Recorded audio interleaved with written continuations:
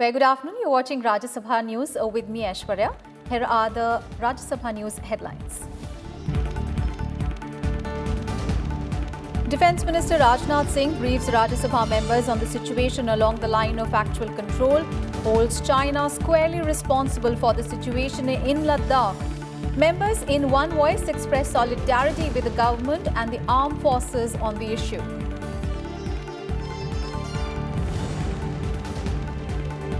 Rajya Sabha concludes discussion on India's response to the coronavirus pandemic.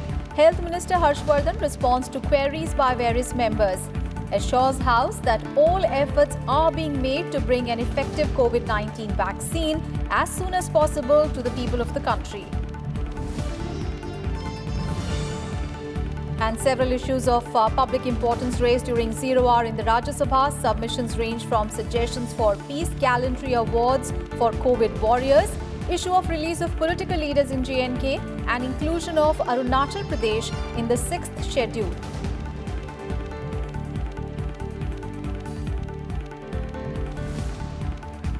Defence Minister Rajnath Singh on Thursday apprised the Rajya Sabha on the developments on our borders in Ladakh. Affirming India's position, Rajnath Singh said that Beijing has been conveyed unequivocally about the situation, both through diplomatic and military channels, that attempting to unilaterally alter the status quo was unacceptable. The Defence Minister assured that India's armed forces are ready to deal with all contingency in the high altitude region. हमने Chinese side के साथ diplomatic और military engagement बनाए रखा है। इन discussions में 3 की principles हमारी अप्रोच को सभापति महोदय तय करते हैं। पहला, दोनों पक्ष को एलएसी का सम्मान और कड़ाई से पालन करना चाहिए। फर्स्ट, सेकंड, किसी भी पक्ष को अपनी तरफ से यथास्थिति का यानी स्टेटस को का उल्लंघन करने का प्रयास नहीं करना चाहिए। थर्ड, दोनों पक्षों के बीच सभी समझौतों और अंडरस्टैंडिंग्स का पूर्णतया पालन करना चाहिए। चाइनीज साइड की यह पोजीशन है कि स्थिति को एक जिम्मेदार ढंग से हैंडल किया जाना चाहिए और द्विपक्षीय समझौतों एवं प्रोटोकॉल के अनुसार शांति एवं स्थिरता सुनिश्चित किया जाना चाहिए।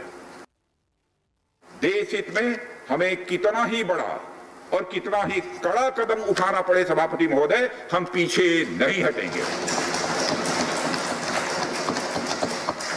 मैंने स्पष्ट तरीके से हमारी चिंताओं को चीनी पक्ष के सामने रखा है, जो उनकी बड़ी संख्या में ट्रूप्स की तैनाती, आक्रामक रवैया और एक तरफा स्टेटस को बदलने की कोशिश से संबंधित था। इन सब सारे मुद्दों को अपने काउंटर पार्ट के सामने हमने रखा है और मैंने 2 टूक शब्दों में यह स्पष्ट किया कि हम इस मुद्दे को शांतिपूर्ण ढंग से हल करना चाहते हैं और हम चाहते हैं कि चीनी पक्ष हमारे साथ मिलकर काम करे।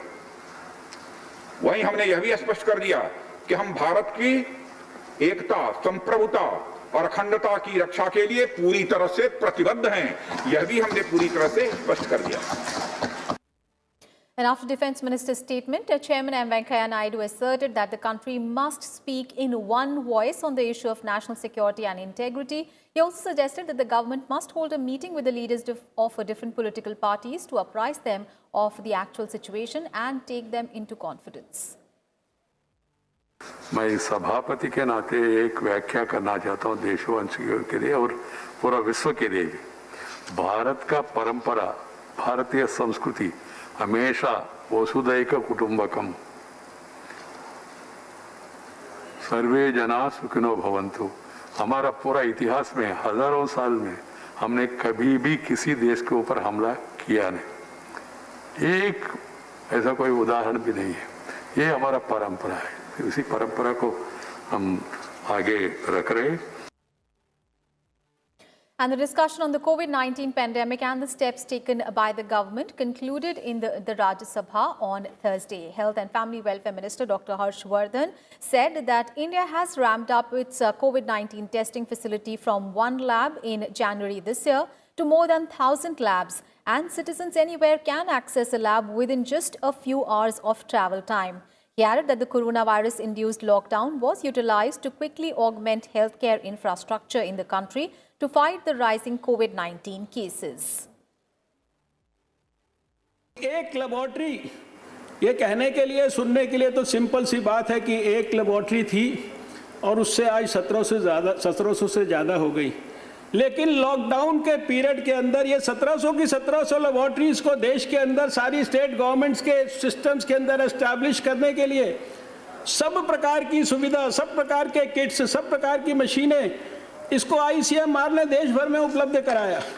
आज 3 किलोमीटर के दायरे के अंदर देश में कहीं पर भी चले जाएं, और आप सोचिए जब लॉकडाउन का पीरियड था, कोई हवाई जहाज नहीं चल रहे थे, कोई सामान को एक स्थान से दूसरे स्थान तक पहुंचाने की सुविधा नहीं थी, लेकिन उन परिस्थितियों के अंदर रीजनल डिपोज खोल के और जगह जगह किस प्रकार से किट्स को पहुंचाया।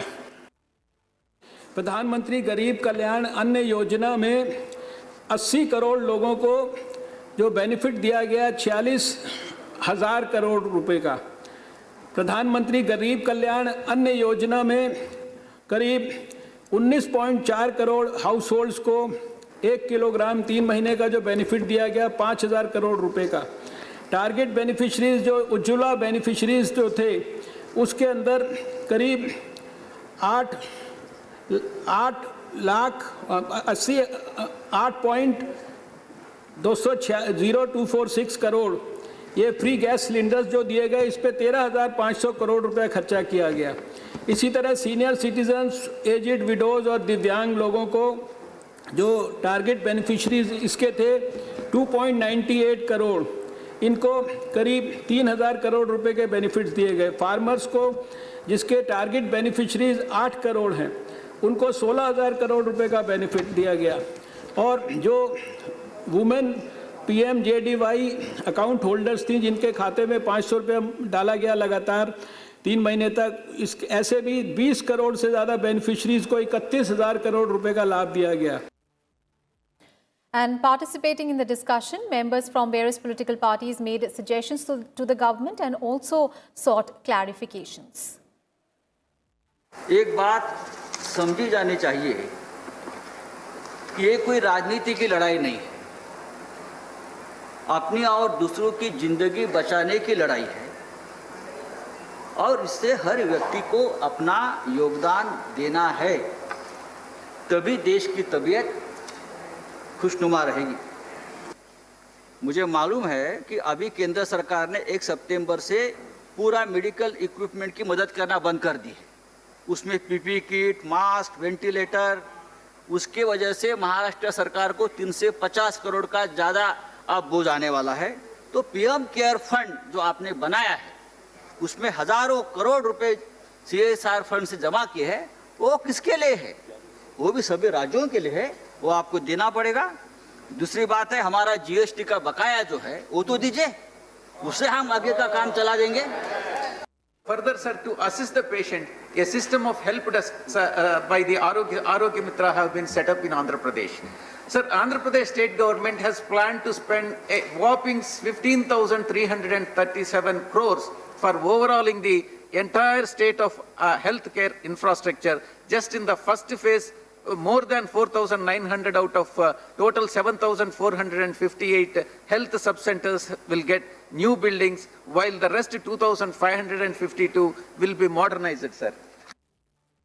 All right, let's cut across to Kriti Mishra, who's joining us live from Parliament. Kriti, very good afternoon. So we saw the upper house discussing extensively the statement made by the health minister on the COVID-19 pandemic, with Dr. Harshvardhan saying that he was very hopeful that by early next year a vaccine will be available in India. So how do you look at the entire discussion that took place in the upper house today? Well, Aishwarya, you might recall that Health and Family Welfare Minister Harshvardhan had made a detailed statement in the House on India's COVID strategy. Thereafter, yesterday also, we saw members across party lines making their submissions, and the discussion even continued today, and it was concluded with the statement of Health and Family Welfare Minister Dr. Harshvardhan. Now, members had expressed their reservations on certain issues. They also suggested a few measures to the government. But talking about the vaccine particularly, Dr. Harshvardhan said that he's sanguine that by early next year we might have the vaccine. And as you know, that India is known as the pharmacy of the world, so India will facilitate the production of vaccine across the world that would extend the support to the countries across the world. And also the fact that 3 vaccine candidates in India are in the stage of advanced trials. So that is a very positive message that Health Minister gave today. He also said that during this pandemic, India has identified the gaps in the health infrastructure system, and also the fact that it will develop new ways and new mechanism to address those gaps in order to make India Atmanirbhar, and also to deal with such challenges or epidemics or pandemics in future. So a very positive statement there by Health and Family Welfare Minister Dr. Harshvardhan in the Upper House today. Aishwarya? And of course, another highlight, Kriti, was the Defence Minister Rajnath Singh making a statement in the Rajya Sabha on the military standoff with China along the LAC. You know, when he had addressed the Lok Sabha earlier, the opposition members said that, they were not allowed to ask questions. So this time, Rajnath Singh also took questions and suggestions from the opposition. And also, we saw MPs expressing solidarity with the country's armed forces there. Well, absolutely, Aishwarya. But as a reporter covering the proceedings of the Upper House, from the gallery of the Upper House, there were 2 quick highlights for me from the Defence Minister. One, when he said, ना मस्तिष्क अपना झुकने देंगे, ना किसी और का झुकाना है. And secondly, देश हित में हर संभव काम करेंगे. So those were the 2 highlights. Of course, he has made the statement in the lower house as well, wherein he talked about 3 principles of disengagement, of respecting the LAC, and also respecting the status quo. He reiterated those points, wherein he also talked about when he met with his Chinese counterpart, and when the External Affairs Minister S. Jaishankar met his Chinese counterpart, and the outcomes of those meetings. And he also said that India is ready for any eventuality. Of course, you mentioned that members across political spectrums expressed their views, their opinions, sought clarification, and also joined ranks with the government on the issues, saluted the martyrs, and also said that they salute the valor of the armed forces. And also a very important statement by Chairman M. Venkaiah Naidu there, wherein he said that the entire country must speak in one voice, and the propaganda that India is divided, that needs to be defied. He also made a very important suggestion to the government, saying that the government must hold the meeting with different political leaders, take them in confidence, apprise them of the actual situation, wherein the Defence Minister, of course, agreed. And he also said that all the operational sensitivities of the armed forces, that must be respected. So a very important day as far as the Upper House is concerned. Absolutely. Back to you, Aishwarya. Thank you so much, Kriti, for all those updates there from Parliament. And Chairman M. Venkaiah Naidu also made some key observations regarding the smooth conduct of proceedings, while he said that the Deputy Chairman or the panel of a Vice Chairman should follow his guidelines while presiding over the proceedings. He asked the members, the Leader of the Opposition and the party leaders, to ensure that allotted time limits are respected while making submissions. The emphasis on sticking to time allocation coincides with the fact that the House sits for only 4 hours a day and the other House takes over for the afternoon. Sometimes what the deputy chairman says or the panel chairman says may not be out to our liking. But please understand there are rules, there are precedents, and there is a guidance by the chair to the presiding chairperson at the time. He has to follow it scrupulously. Chairman will tell the member 1 minute before, please conclude. If the member do not adhere to that, waiting for another half a minute, then he will be calling the next person. And that's the wrap on this edition of Rajya Sabha News. Keep watching Rajya Sabha TV. Up ahead is Rajya Sabha Samachar. Thanks for watching.